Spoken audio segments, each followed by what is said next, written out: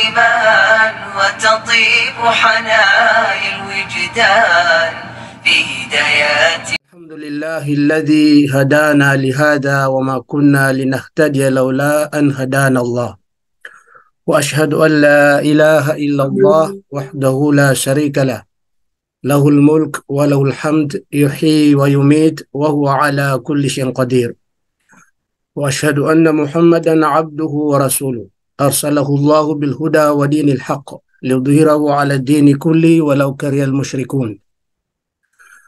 Alhamdulillah, unang-una ho, tayo po ay lubos nagpapasalamat sa dakilang lumikha na tayo umabot sa araw na ito o sa gabing ito, na tayo ay kumbaga maganda ang siyempre kalagayan po natin, kasi kung hindi po maganda ang ating kalagayan, maaari na hindi po tayo makaatin sa pag-aaral na ito. Opo. So ito po ay kabilang sa biyaya ng Allah subhanahu wa ta'ala po sa atin. Opo. At atin pong iniling sa dakilang lumikha na sa maikling oras na ito, na kung saan atin pong gagamitin para po sa Kanya, ay naway tanggapin po niya at gantimpalan po niya. Sigurado po na tatanggapin niya at gagantimpalan po niya kung tayo po ay mayroong tinatawag na layunin na kung saan ikhlas o dalisay na para lamang kay Allah subhanahu wa ta'ala. Opo. Okay, dahil po ang ating pong oras ay napakaikli, kasi limitado po hanggang 7:30 po tayo. Bilang pagpapatuloy po sa ating pong napag-usapan sa nakaraan o napag-aaralan o naipaliwanag patungkol po sa sabihin po natin na ito ay tumatalaki pa rin sa tinatawag na akida o pananampalataya sa Allah subhanahu wa ta'ala. Bali sa nakaraan po meron tayong mga nabanggit tungkol sa magiging bunga, no? Bunga ng kung saan kapag ang isang tao ay nagkaroon ng tunay na takot sa Allah subhanahu wa ta'ala, tunay na paniniwala sa Allah subhanahu wa ta'ala, ay marami pong mga biyaya o mga pabor na ibinibigay ng Allah subhanahu wa ta'ala. Sabihin po natin mga kahigitan at kalamangan po. So mayroon tayong nabanggit doon na kung saan kapag ang isang tao ay magkaroon ng tunay na takwa, takot sa Allah, paniniwala sa Allah subhanahu wa ta'ala, ay kapag nagkaroon siya ng problema, ay bibigyan pa rin siya ng Allah subhanahu wa ta'ala ng solusyon para makaligtas o di kaya masulbang kanyang problema. At mayroon tayong nabanggit na kapag nagkaroon tayo ng tunay na takot sa Allah at paniniwala sa Allah subhanahu wa ta'ala, ay gagawin at gagawin ng Allah subhanahu wa ta'ala ang ating mga gawain na madali po sa atin. Kumbaga, hindi natin po mararamdaman yung sinasabi na hirap po. Okay. Bilang pagpapatuloy po, kasi napakarami pong mga ipinaliwanag ng mga scholar patungkol doon sa mga bunga o mga kahigitan at kalamangan ng pagkakaroon ng tunay na takot sa Allah subhanahu wa ta'ala. Opo. So isa po sa nabanggit sa banal na Quran na kung saan kapag ang isang tao ay nagkaroon siya ng tunay na takot sa Allah subhanahu wa ta'ala, tunay na paniniwala sa Allah subhanahu wa ta'ala, ay tiyak na pagkakaluban po siya ng Allah ng kaalaman. Na kaalaman na kanyang mapapakinabangan po dito mismo sa ibabaw ng lupa. Opo. Kaya ang sabi po ng Allah subhanahu wa ta'ala sa banal na Quran, wattaqullaha wa yu'allimukumullahu wallahu bikulli shay'in alim. Matakot kayo sa Allah. Ito ang sinabi ng Allah subhanahu wa ta'ala. Matakot kayo sa Allah subhanahu wa ta'ala. Mangamba po kayo sa Allah subhanahu wa ta'ala. Maniwala kayo ng ganap sa Allah subhanahu wa ta'ala, wa yu'allimukumullah, at tiyak na pagkakaluban po kayo ng Allah subhanahu wa ta'ala ng kaalaman. Opo. Ang ibig sabihin na kaalaman nito, kaalaman na ating pong mapapakinabangan. Yung kaalaman na kapag ito'y ginagawa po natin at ating pong isinasa buhay, tiyak na meron tayong pakinabang. Minsan may mga tao nagkakaroon ng kaalaman po. Opo. Kasi daming klase ng mga kaalaman. Kaso lang hindi po niya napapakinabangan. Hindi po magiging dahilan na makakamit niya ang gantimpala ng Allah subhanahu wa ta'ala o kaluguran ng Allah. Kundi minsan ang nangyayari, yung kaalaman ay pinagkaloob ni Allah sa kanya, yung kanyang kaalaman na nakuha ay nagiging minsan pinsala pa sa kanya. kumbaga, ang lumalabas ay hindi po maganda. Opo. Kaya itong pangako ng Allah subhanahu wa ta'ala, sigurado, nabibigyan tayo ng kaalaman na ating pong mapapakinabangan dahil sa ating takot o pangamba sa Allah subhanahu wa ta'ala. Dahil ang katotohanan, lahat ng bagay ay si Allah pa rin ang nakakaalam. Kumbaga, siya ang may alam ng lahat po. Okay. So, ang ibig sabihin, sigurado po yun na magkakaroon tayo ng kaalaman na mapapakinabangan natin at mapapakinabangan din ang mga taong kumbaga ating mga nakakausap. Opo. Sa isa rin sa dagdag ng mga scholar na yung kaalaman na yun, dahil nagkaroon tayo ng pangamba sa Allah subhanahu wa ta'ala, ay bibigyan po tayo ng yung tinatawag na alam po natin kung paano tayo magbigay ng hatol sa tinatawag na wasto o tinatawag na mali. Ibig sabihin, ang taong magkakaroon ng pangamba sa Allah subhanahu wa ta'ala na tunay at bibigyan siya ng Allah subhanahu wa ta'ala ng kaalaman, so malalaman niya po ngayon kung alin ang tama at mali. At ito ay magagawa po niya na pahiwalin itong dalawang bagay. Di ba po, minsan may mga tao, tayo rin mismo na ang inaakala po natin ito'y tama, yung pala yun ang mali. Yung mali, yun ang, kasi minsan yung kaalaman po natin, dahil limitado po ang kaalaman na binibigay ng Allah, at minsan yung panguunawa doon tayo nagkukulang. Kasi si Allah pa rin ang nagbibigay ng lahat. Pero kaya ang kondisyon magkaroon ng tunay na pangamba sa Allah kasi para mapahiwalay mo mismo yung tinutukoy na mali at tama. Kaya ang sabi na sa banal na Quran, Bismillahirrahmanirrahim, Ya ayyuhalladhina amanu in tattaqullaha yaj'al lakum furqana. O kayong mga mananampalataya sa Allah subhanahu wa ta'ala, kung kayo ay matakot sa Allah subhanahu wa ta'ala ng ganap, ipagkakalob ng Allah subhanahu wa ta'ala sa inyo yung pamantayan sa paghatol sa tinatawag na ano yung pinakatama at ano yung mali. Opo. Kasi kung tutusin po, ito yung kagustuhan ng Allah subhanahu wa ta'ala. Na malaman po natin ano yung mga tama at ito'y gagawin po natin. At malaman po natin ano yung mali at ito iwasan po natin. Kasi sa isang Muslim, isang mananampalataya sa Allah subhanahu wa ta'ala, hindi po pwede sa kanya yung parang ginagawa niyang halo-halo. Gumagawa ng mabuti, gumagawa ng masama. Hindi po yan pwede sa mananampalataya sa Allah subhanahu wa ta'ala. So may mga tao na dahil po sa kulang sa kaalaman, kaya ito po kanilang nagagawa. Kaya kung magkaroon tayo ng tunay na takot sa Allah subhanahu wa ta'ala, ito ay kumbaga magagawa natin sa tama.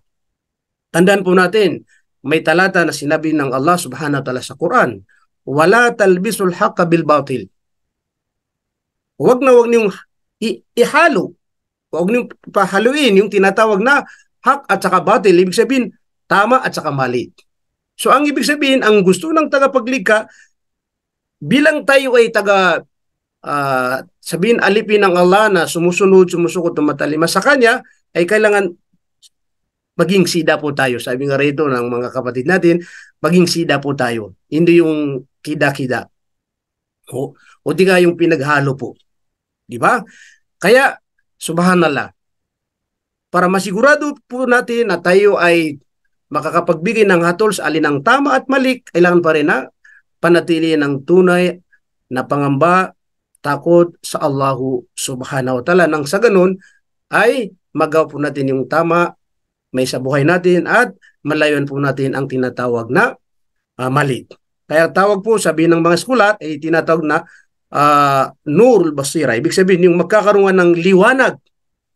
Mabibigyan ka ng liwanag na kung saan makikita mo alin ang tama po talaga. Opo.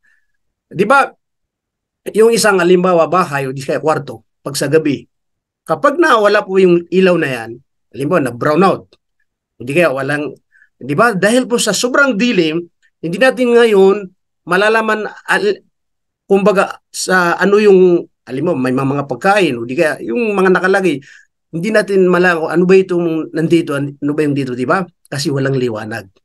Kumbaga, kung may ano doon at isang sabi natin lubid, may mahari na may isang ano doon, hindi mo hindi mo alam kung kasi hindi mo nakikita dahil walang liwanag. Pero oras na magkaroon ng liwanag at nag-ilaw na, ayan, ito pala ganito. Ganun po mga kapatid namin sa pananampalatayang Islam. Na kapag isang tao ay nagkaroon siya ng tunay na takot sa Allah, nagkakaroon siya ng liwanag. Kaya alam niya ang kanyang mga ginagawa. Kaya abang po mayroon tayong mga nagagawa na hindi maganda, sabihin po natin, nakakagaw po tayo ng masama. Lumalabas na wala po tayong sapat na liwanag. Wala po tayong nur. Opo, kasi siyempre, kung may liwanag po tayo, bakit natin po nagagawa hanggang ngayon yung mga hindi kagustuhan ng Allah subhanahu wa ta'ala? Kaya nararapat po na panatilin ang takot sa Allah subhanahu wa ta'ala at pangamba sa Allah subhanahu wa ta'ala. Opo, okay. Kabilang po sa sinabi rin ng mga eskola na kung saan kapag tayo nagkaroon ng tunay na takot sa Allah subhanahu wa ta'ala, makakapit natin yung mahabbatullah. Ibig sabihin, yung pagmamahal ng Allah subhanahu wa ta'ala ay ipagkakaloob ng Allah subhanahu wa ta'ala sa atin. Opo. Lumalabas, kapag hindi po tayo nagkaroon ng tunay na takot sa Allah, pangamba sa Allah, hindi po natin makakamit ang pagmamahal ng Allah subhanahu wa ta'ala.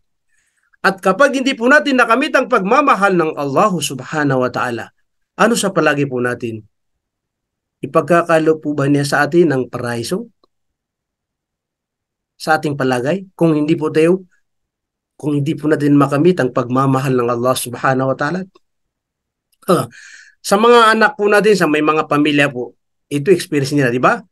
Mga pamilya natin mismo, mga anak po natin, o di kaya sa kamag-anak natin, di ba kapag galit tayo doon sa tao na yun, kapag hindi natin nagugustuhan yung tao na yun, di ba kung may mga kahilingan niya sa atin, di natin po ibinibigay. Kasi galit tayo sa kanya. Di ba? Pinagsasabihin pa natin siya kasi siyempre dahil kumbaga hindi yung mahal natin siya dahil kinamumungay natin po siya.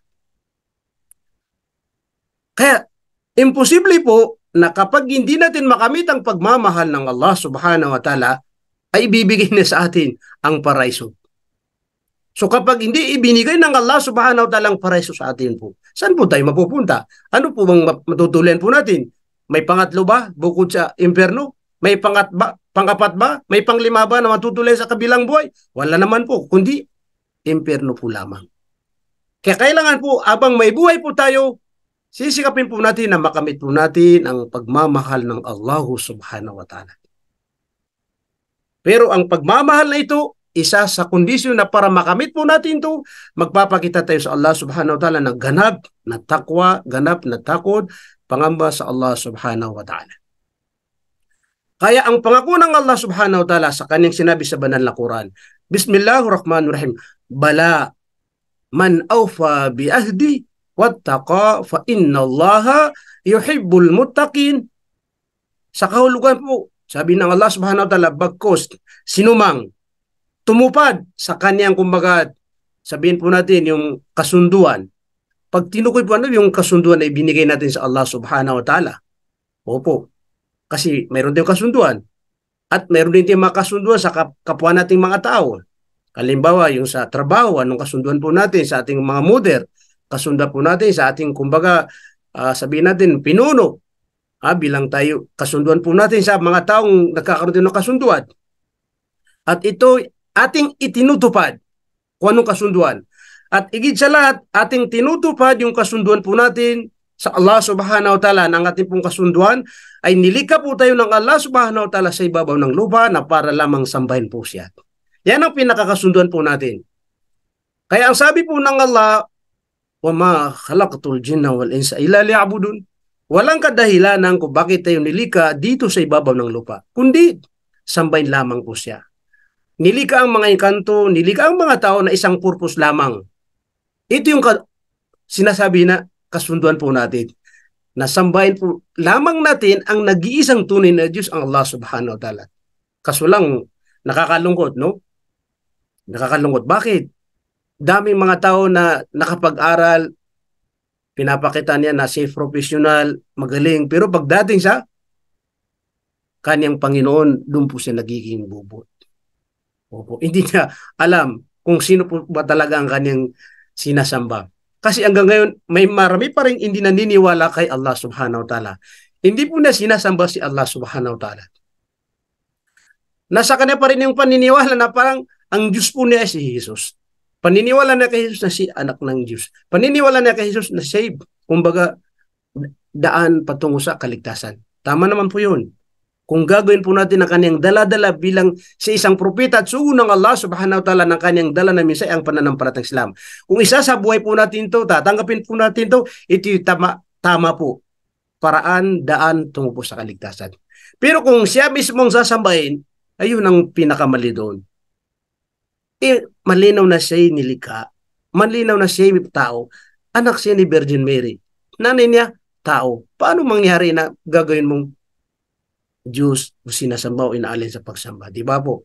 Kaya ito po mga kapatid namin sa pananampalataya sa Islam, na dahilan kung bakit tayo talagang nagpapayuhan para maging focus po tayo sa tunay na nag-isang Diyos na si Allah subhanahu wa ta'ala.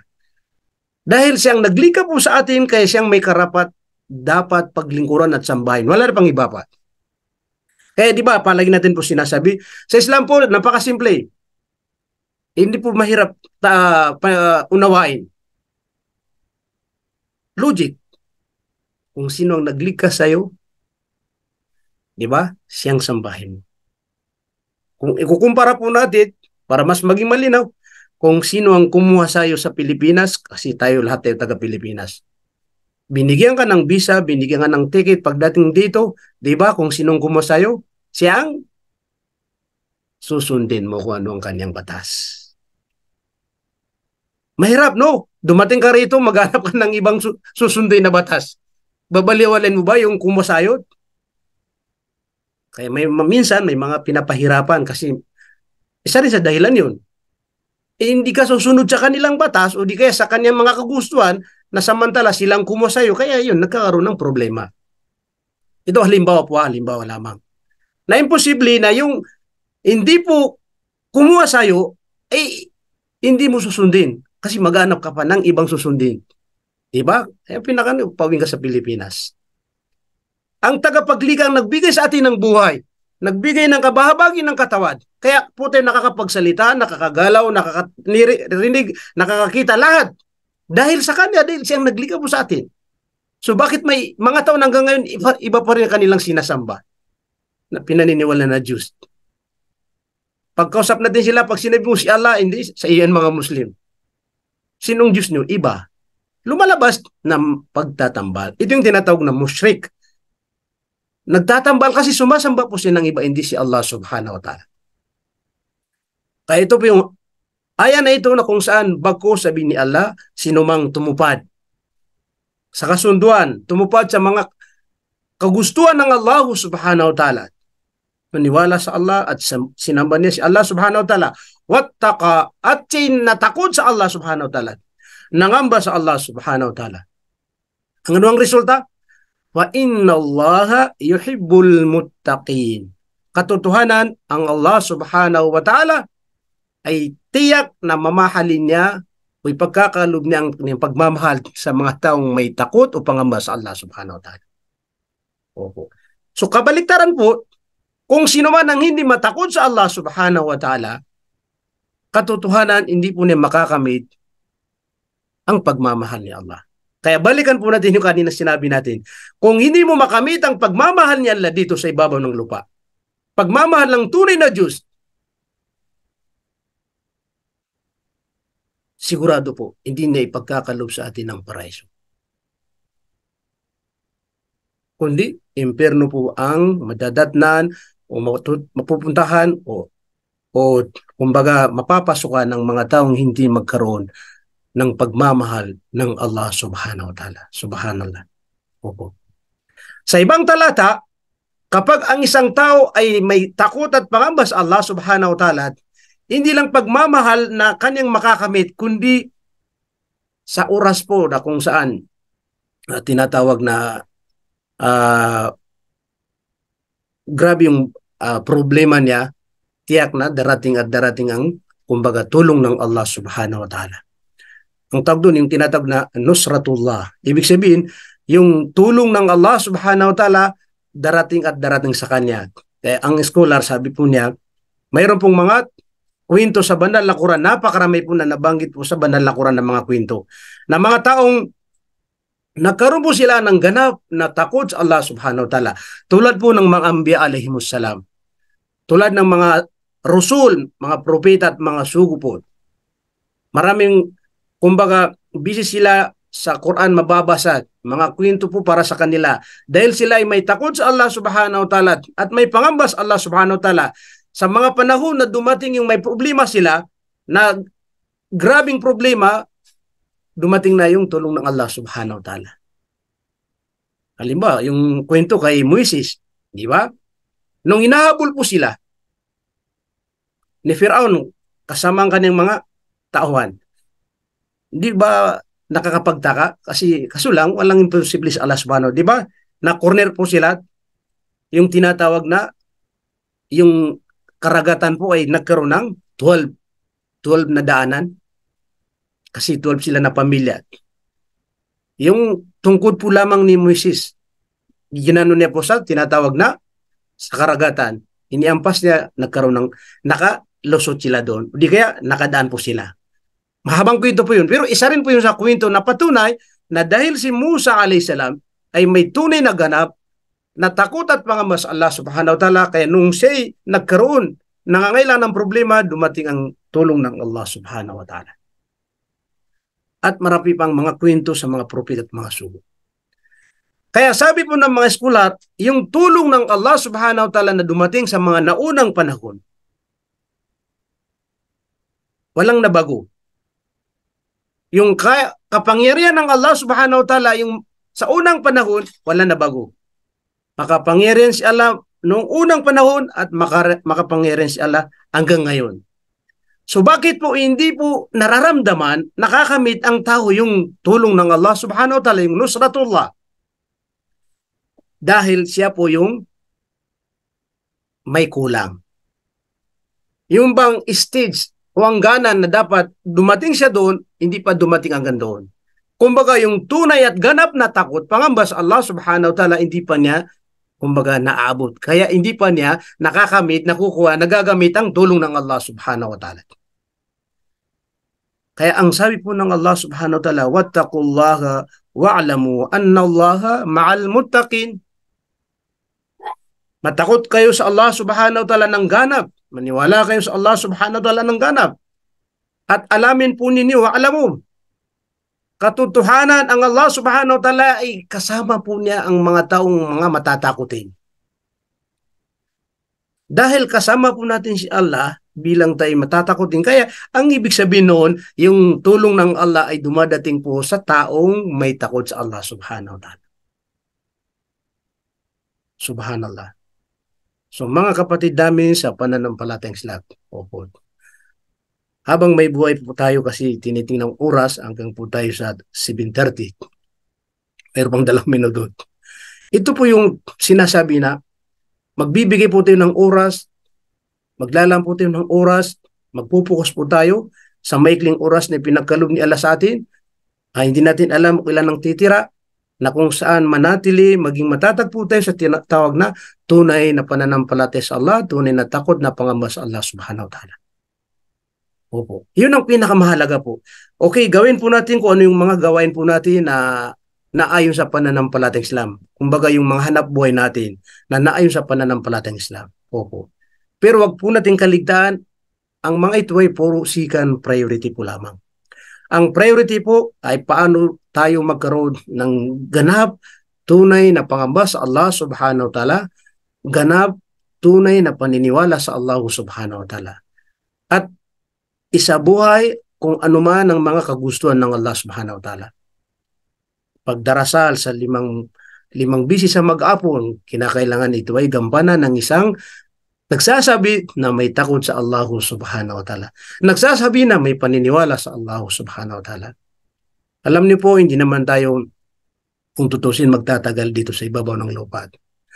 Mari bukas, makalawa, nandiyan na si tinatawag na malakul maut. Ibig sabihin, tagakuha ng buhay, na kung saan siya yung pinagkatiwala ng Allah subhanahu wa ta'ala na inuutusan, na kapag dumating na yung araw po natin, kumbaga sa pinirman po natin na alis tayo sa mundo dahil mamamatay tayo, darating at darating po yan. Kaya bago po dumating po yan, yung bang nakahanda po na tayo. lagi po tayong nakahanda. Kaya tingnan po natin ang sarili, anong nagawa po natin para bukas, ibig sabihin para sa kabilang buhay. Ya ayyuhalladhina amanu, o kay mga mananampalataya, ittaqullah, matakot kayo sa Allah subhanahu wa ta'ala.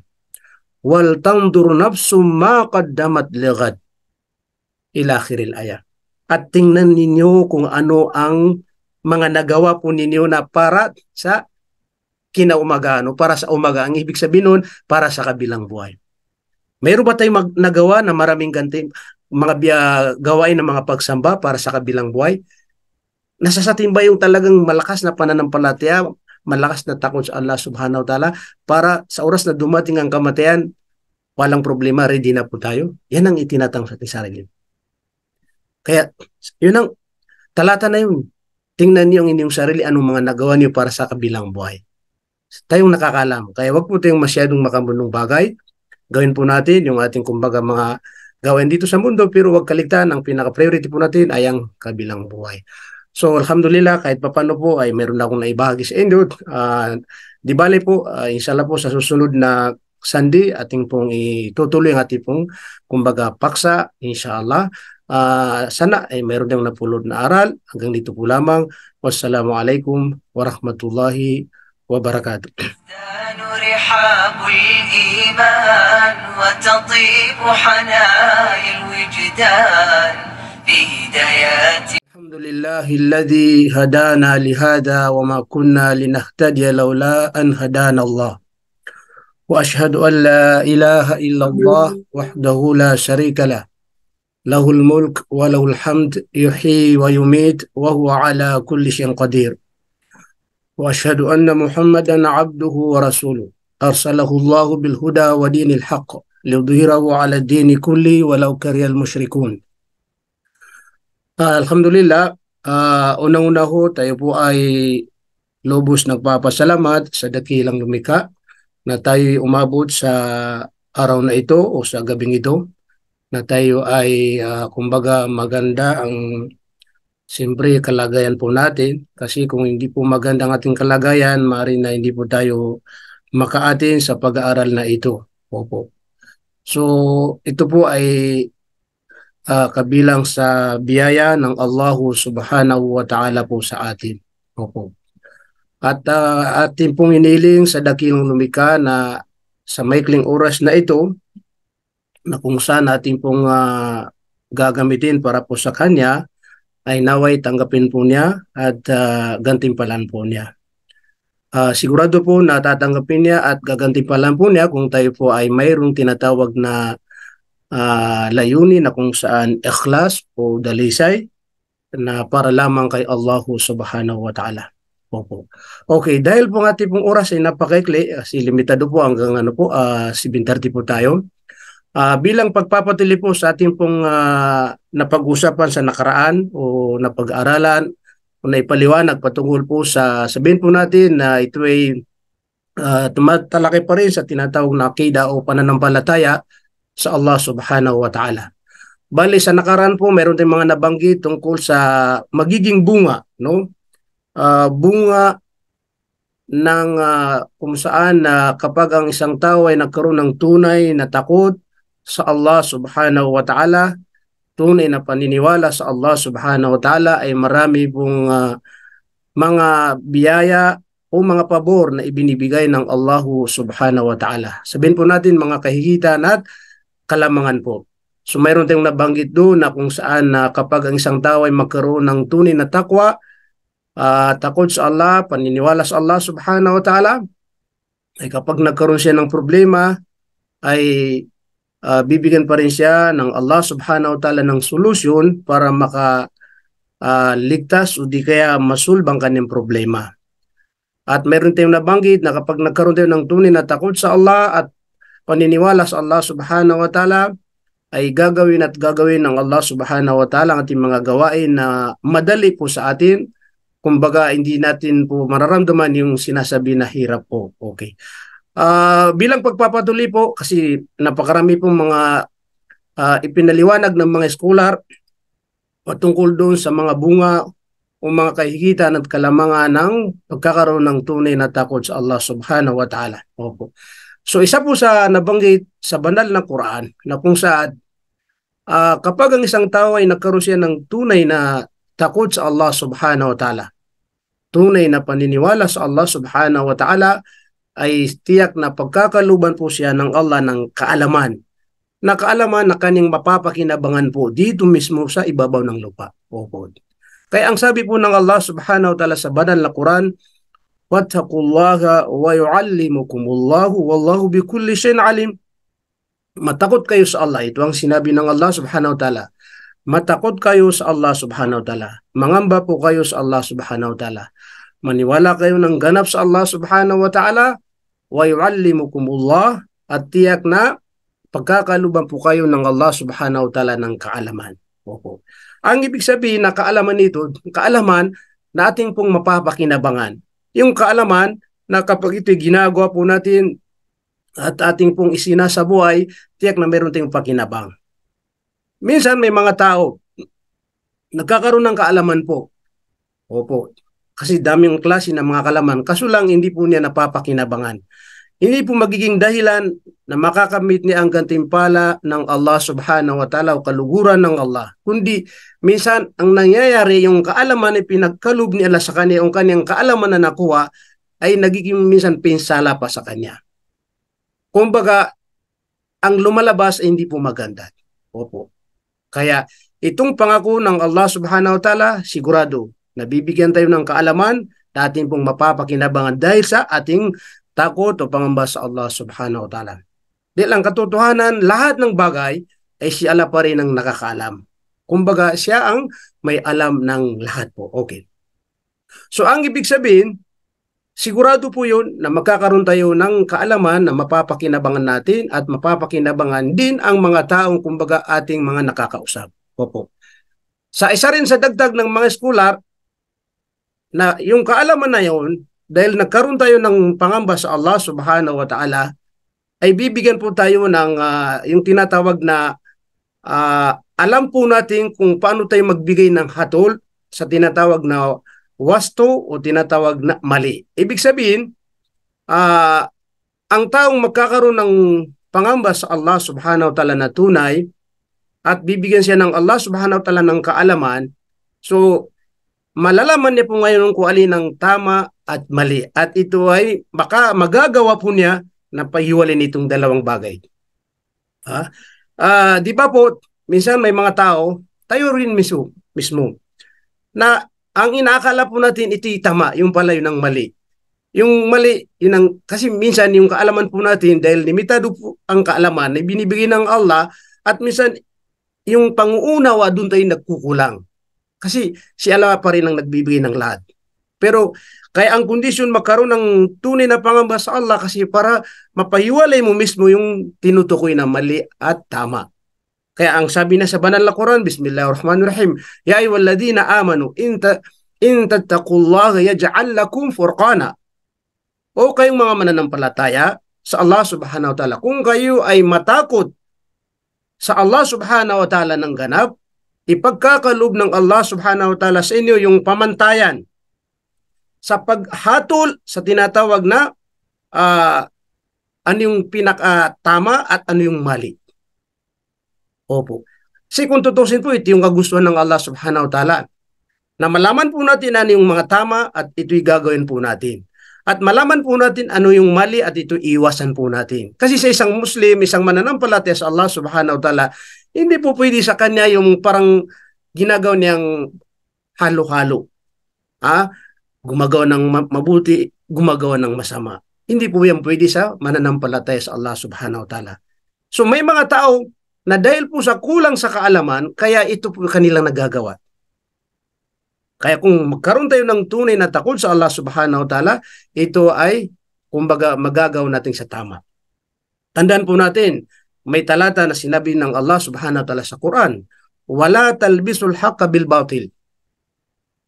Huwag niyong ihalo. Huwag niyong pahaluin yung tinatawag na hak at saka batil. Ibig sabihin, tama at saka mali. So ang ibig sabihin, ang gusto ng tagapaglikha, bilang tayo ay sabihin alipin ng Allah na sumusunod, sumusukot, tumatalima sa Kanya, ay kailangan maging sida po tayo. Sabi nga rito ng mga kapatid natin, maging sida po tayo. Hindi yung kida-kida. O di ka yung pinaghalo po. Di ba? Kaya, subhanallah, para masigurado po natin na tayo ay makakapagbigay ng hatol sa alinang tama at mali, kailangan pa rin na panatili ng tunay na pangamba, takot sa Allahu subhanahu wa ta'ala. Nang sa ganun ay magawa po natin yung tama, may sa buhay natin at malayuan po natin ang tinatawag na mali. Kaya tawag po, sabi ng mga skulat, ay tinatawag na Nurul Basira. Ibig sabihin, yung magkakaroon ng liwanag. Mabibigyan ka ng liwanag na kung saan makikita mo alin ang tama po talaga. Opo. Di ba, yung isang halimbawa bahay o di kaya kwarto, pag sa gabi, kapag nawala po yung ilaw na yan, halimbawa na brown out, hindi kaya walang, di ba, dahil po sa sobrang dilim, hindi natin ngayon malalaman, kumbaga, sa ano yung, halimbawa, may mga pagkain, o di kaya yung mga nakalagay, hindi natin malaman ano ba itong nandito, ano ba yung dito, di ba? Kasi walang liwanag. Kumbaga, kung may ano doon at isang sabi natin lubid, may mahari na may isang ano doon, hindi mo maano hindi mo alam kung kasi hindi mo nakikita dahil walang liwanag. Pero oras na magkaroon ng liwanag at nag-ilaw na, ayan, ito pala ganito. Ganun po mga kapatid namin sa pananampalatayang Islam. Na kapag isang tao ay nagkaroon siya ng tunay na takot sa Allah, nagkakaroon siya ng liwanag. Kaya alam niya ang kanyang mga ginagawa. Kaya abang po mayroon tayong mga nagagawa na hindi maganda, sabihin po natin, nakakagaw po tayo ng masama. Lumalabas na wala po tayong sapat na liwanag. Wala po tayong nur. Opo, kasi siyempre, kung may liwanag po tayo, bakit natin po nagagawa hanggang ngayon yung mga hindi kagustuhan ng Allah subhanahu wa ta'ala? Kaya nararapat po na panatilin ang takot sa Allah subhanahu wa ta'ala at pangamba sa Allah subhanahu wa ta'ala. Opo, okay. Kabilang po sa sinabi rin ng mga eskola na kung saan kapag tayo nagkaroon ng tunay na takot sa Allah subhanahu wa ta'ala, makakapit natin yung mahabbatullah. Ibig sabihin, yung pagmamahal ng Allah subhanahu wa ta'ala ay ipagkakaloob ng Allah subhanahu wa ta'ala sa atin. Opo. Lumalabas, kapag hindi po tayo nagkaroon ng tunay na takot sa Allah, pangamba sa Allah, hindi po natin makakamit ang pagmamahal ng Allah subhanahu wa ta'ala. At kapag hindi po natin nakamit ang pagmamahal ng Allah subhanahu wa ta'ala, ano sa palagi po natin? Ipagkakaloob po ba niya sa atin ng paraiso? Sa ating palagay? Kung hindi po natin makamit ang pagmamahal ng Allah subhanahu wa ta'ala? Sa mga anak po natin, sa may mga pamilya po, ito experience nila, di ba? Mga pamilya natin mismo, mga anak po natin, o di kaya sa kamag-anak natin, di ba kapag galit tayo doon sa tao na yun, kapag hindi natin nagugustuhan yung tao na yun, di ba kung may mga kahilingan niya sa atin, di natin po ibinibigay. Kasi galit tayo sa kanya. Di ba? Pinagsasabihin pa natin siya kasi siyempre dahil kumbaga hindi yung mahal natin siya dahil kinamumungay natin po siya. Kaya imposible po na kapag hindi natin makamit ang pagmamahal ng Allah subhanahu wa ta'ala, ay ibibigay niya sa atin ang paraiso. So kapag hindi ibinigay ng Allah subhanahu wa ta'ala ang paraiso sa atin po, saan po tayo mapupunta? Ano po bang matutulian po natin? May pangatlo ba bukod sa impyerno? May pangapat ba? May panglima ba na matutuloy sa kabilang buhay? Wala naman po, kundi impyerno po lamang. Kaya kailangan po, abang may buhay po tayo, sisikapin po natin na makamit po natin ang pagmamahal ng Allah subhanahu wa ta'ala. Pero ang pagmamahal na ito, isa sa kondisyon na para makamit po natin ito, magpapakita tayo sa Allah subhanahu wa ta'ala ng ganap na takwa, ganap na takot, pangamba sa Allah subhanahu wa ta'ala. Kaya ang pangako ng Allah subhanahu wa ta'ala sa kanyang sinabi sa banal na Quran, Bismillahirrahmanirrahim, Bala, man awfa bi ahdi, wattaqa fa innallaha yuhibbul muttaqin. Sa kahulugan po, sabi ng Allah subhanahu wa ta'ala, bagkos, sinumang tumupad sa kanyang, kumbaga, sabihin po natin yung kasunduan. Pag tinukoy po yung kasunduan na ibinigay natin sa Allah subhanahu wa ta'ala, opo, kasi mayroon tayong kasunduan at mayroon din tayong mga kasunduan sa kapwa nating mga tao. Halimbawa, yung sa trabaho, anong kasunduan po natin sa ating mga mother, kasunduan po natin sa ating, kumbaga, sabihin natin, pinuno, bilang tayo, kasunduan po natin sa mga taong nagkakaroon din ng kasunduan. At ito ating itinutupad kung anong kasunduan. At higit sa lahat, ating tinutupad yung kasunduan po natin sa Allah subhanahu wa ta'ala. Ang ating pong kasunduan ay nilikha po tayo ng Allah subhanahu wa ta'ala sa ibabaw ng lupa na para lamang sambahin po siya. Yan ang pinakakasunduan po natin. Kaya ang sabi po ng Allah, وَمَا خَلَقْتُ الْجِنَّ وَالْإِنسَ إِلَّا لِيَعْبُدُونَ. Walang kadahilanan kung bakit tayo nilikha dito sa ibabaw ng lupa, kundi sambahin lamang po siya. Nilikha ang mga engkanto, nilikha ang mga tao na isang purpose lamang. Ito yung sinasabi na kasunduan po natin. Nasambahin po lamang natin ang nag-iisang tunay na Diyos, ang Allah subhanahu wa ta'ala. Kaso lang, nakakalungkot, no? Nakakalungkot. Bakit? Daming mga tao na nakapag-aral, pinapakita niya na safe professional, magaling, pero pagdating sa kanyang Panginoon, doon po siya nagiging bubot. Opo, hindi niya alam kung sino po ba talaga ang kanyang sinasamba. Kasi hanggang ngayon, may marami pa rin hindi naniniwala kay Allah subhanahu wa ta'ala. Hindi po na sinasamba si Allah subhanahu wa ta'ala. Nasa kanya pa rin yung paniniwala na parang ang Diyos po niya si Jesus. Paniniwala na kay Jesus na si anak ng Diyos. Paniniwala na kay Jesus na save. Kumbaga, daan patungo sa kaligtasan. Tama naman po yun. Kung gagawin po natin ang kanyang dala-dala bilang sa isang propeta at sugo ng Allah subhanahu wa ta'ala ng kanyang dala na minsay ang pananampalatang Islam. Kung isa sa buhay po natin ito, tatanggapin po natin ito, ito yung tama po. Paraan, daan, tungo po sa kaligtasan. Pero kung siya mismong sasambahin, ayun ang pinakamali doon. Malinaw na siya nilikha, malinaw na siya tao, anak siya ni Virgin Mary, nanay niya, tao. Paano mangyari na gagawin mong Diyos o sinasamba o inaalin sa pagsamba? Di ba po? Kaya ito po mga kapatid namin sa pananampalataya sa Islam, na dahilan kung bakit tayo talagang nagpapayuhan para maging focus po tayo sa tunay na nag-isang Diyos na si Allah subhanahu wa ta'ala. Dahil siyang naglikha po sa atin, kaya siyang may karapat dapat paglingkuran at sambahin. Wala na pang iba pa. Kaya di ba, palagi natin po sinasabi, sa Islam po, napakasimple.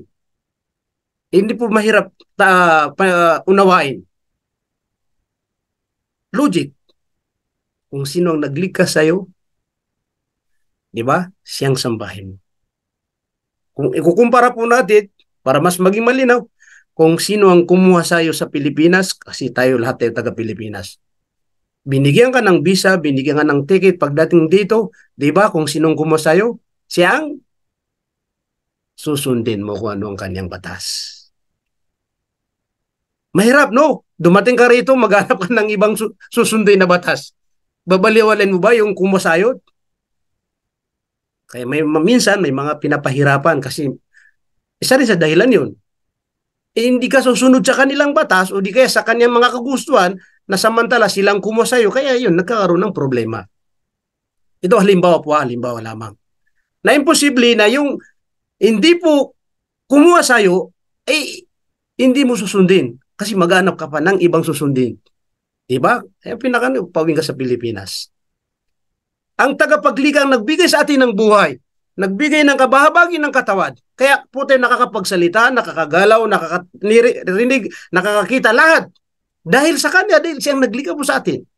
So bakit may mga taon hanggang ngayon, iba pa rin kanilang sinasamba na pinaniniwala na Diyos? Pagkausap natin sila, pag sinabi mo si Allah, hindi, sa iyan mga Muslim. Sinong Diyos nyo? Iba. Lumalabas na pagtatambal. Ito yung tinatawag na mushrik. Nagtatambal kasi sumasamba po siya ng iba, hindi si Allah subhanahu wa ta'ala. Kaya ito po yung aya na ito na kung saan bagko sabi ni Allah, sinumang tumupad sa kasunduan, tumupad sa mga kagustuhan ng Allah subhanahu wa ta'ala. Maniwala sa Allah at sinamba niya si Allah subhanahu wa ta'ala. Wattaqa at natakot sa Allah subhanahu wa ta'ala. Nangamba sa Allah subhanahu wa ta'ala. Ang ano ang resulta? Wa inna Allaha yuhibbul muttaqin. Katotohanan, ang Allah subhanahu wa ta'ala ay tiyak na mamahalin niya o ipagkakalob niya ang kanyang pagmamahal sa mga taong may takot o pangamba sa Allah subhanahu wa ta'ala. Opo. So kabaliktaran po, kung sino man ang hindi matakot sa Allah subhanahu wa ta'ala, katotohanan hindi po niya makakamit ang pagmamahal ni Allah. Kaya balikan po natin yung kanina sinabi natin. Kung hindi mo makamit ang pagmamahal ni Allah dito sa ibabaw ng lupa, pagmamahal ng tunay na Diyos, sigurado po, hindi na ipagkakalob sa atin ang paraiso. Kundi, impyerno po ang madadatnan o mapupuntahan o kumbaga mapapasukan ng mga taong hindi magkaroon ng pagmamahal ng Allah subhanahu wa ta'ala. Subhanallah. Opo. Sa ibang talata, kapag ang isang tao ay may takot at pangamba sa Allah subhanahu wa ta'ala, hindi lang pagmamahal na kanyang makakamit, kundi sa oras po na kung saan tinatawag na grabe yung problema niya, tiyak na darating at darating ang kumbaga tulong ng Allah subhanahu wa ta'ala. Ang tawag doon, yung tinatawag na nusratullah. Ibig sabihin, yung tulong ng Allah subhanahu wa ta'ala darating at darating sa kanya. Ang scholar, sabi po niya, mayroon pong mga kwento sa banal na Quran, napakarami po na nabanggit po sa banal na Quran ng mga kwento, na mga taong nagkaroon po sila ng ganap na takot sa Allah subhanahu wa ta'ala. Tulad po ng mga anbiya alaihimus salam. Tulad ng mga rasul, mga propeta at mga sugo po. Maraming, kumbaga, busy sila sa Quran mababasa, mga kwento po para sa kanila. Dahil sila ay may takot sa Allah subhanahu wa ta'ala at may pangamba sa Allah subhanahu wa ta'ala. Sa mga panahon na dumating yung may problema sila, na grabing problema, dumating na yung tulong ng Allah subhanahu wa ta'ala. Halimbawa, yung kwento kay Moises, di ba?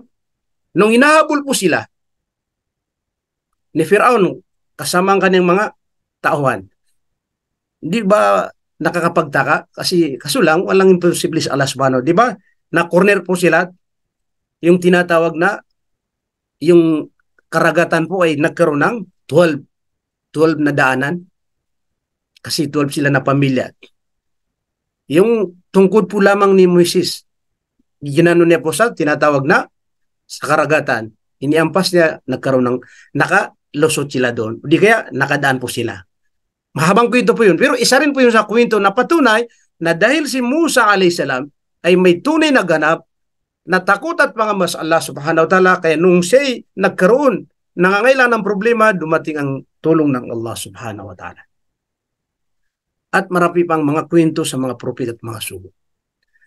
Kaya sabi po ng mga eskolar, yung tulong ng Allah subhanahu wa ta'ala na dumating sa mga naunang panahon,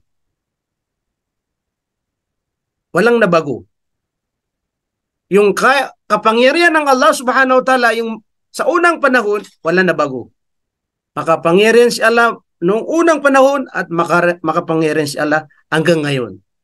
So bakit po hindi po nararamdaman, nakakamit ang tao yung tulong ng Allah subhanahu wa ta'ala, yung nusratullah? Dahil siya po yung may kulang. Yung bang stage o hangganan na dapat dumating siya doon, hindi pa dumating hanggang doon. Kumbaga yung tunay at ganap na takot, pangamba sa Allah subhanahu wa ta'ala, hindi pa niya kumbaga naabot. Kaya hindi pa niya nakakamit, nakukuha, nagagamit ang tulong ng Allah subhanahu wa ta'ala. Kaya ang sabi po ng Allah subhanahu wa ta'ala, wattaqullaha wa'lamu anna Allaha ma'al muttaqin. Matakot kayo sa Allah subhanahu wa ta'ala ng ganap. Maniwala kayo sa Allah subhanahu wa ta'ala ng ganap. At alamin po ninyo, wa'lamu, katotohanan ang Allah subhanahu wa ta'ala ay kasama po niya ang mga taong mga matatakutin. Dahil kasama po natin si Allah, bilang tayo matatakutin. Kaya ang ibig sabihin noon, yung tulong ng Allah ay dumadating po sa taong may takot sa Allah subhanahu wa ta'ala. Subhanallah. So mga kapatid namin sa pananampalatayang Islam, opo. Habang may buhay po tayo kasi tinitingnan oras hanggang po tayo sa 7:30. Mayroon pang 2 minuto. Ito po yung sinasabi na magbibigay po tayo ng oras, maglalaan po tayo ng oras, magpupukas po tayo sa maikling oras na pinagkaloob ni Allah sa atin, hindi natin alam kung ilan ang titira, na kung saan manatili, maging matatagpo tayo sa tinatawag na tunay na pananampalataya sa Allah, tunay na takot na pangamba sa Allah subhanahu wa ta'ala. Opo. Yun ang pinakamahalaga po. Okay, gawin po natin kung ano yung mga gawain po natin na naayon sa pananampalatayang Islam. Kumbaga yung mga hanap buhay natin na naayon sa pananampalatayang Islam. Opo. Pero wag po natin kaligtaan, ang mga ito ay puro sikan priority po lamang. Ang priority po ay paano tayo magkaroon ng ganap, tunay na pangamba sa Allah subhanahu wa ta'ala, ganap, tunay na paniniwala sa Allah subhanahu wa ta'ala. At isabuhay kung anuman ang mga kagustuhan ng Allah subhanahu wa ta'ala. Pagdarasal sa limang bisi sa mag-apon, kinakailangan ito ay gampanan ng isang nagsasabi na may takot sa Allah subhanahu wa ta'ala. Nagsasabi na may paniniwala sa Allah subhanahu wa ta'ala. Alam niyo po, hindi naman tayo, kung tutusin, magtatagal dito sa ibabaw ng lupa. Mari bukas, makalawa, nandiyan na tinatawag na malakul maut. Ibig sabihin, tagakuha ng buhay na kung saan siya yung pinagkatiwala ng Allah subhanahu wa ta'ala na inuutusan na kapag dumating na yung araw po natin, kumbaga sa pinirman po natin na alis tayo sa mundo dahil mamamatay tayo, darating at darating po yan.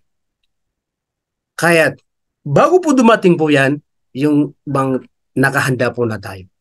Lagi po tayong nakahanda. Kaya tingnan po natin ang sarili, anong nagawa po natin para bukas, ibig sabihin para sa kabilang buhay.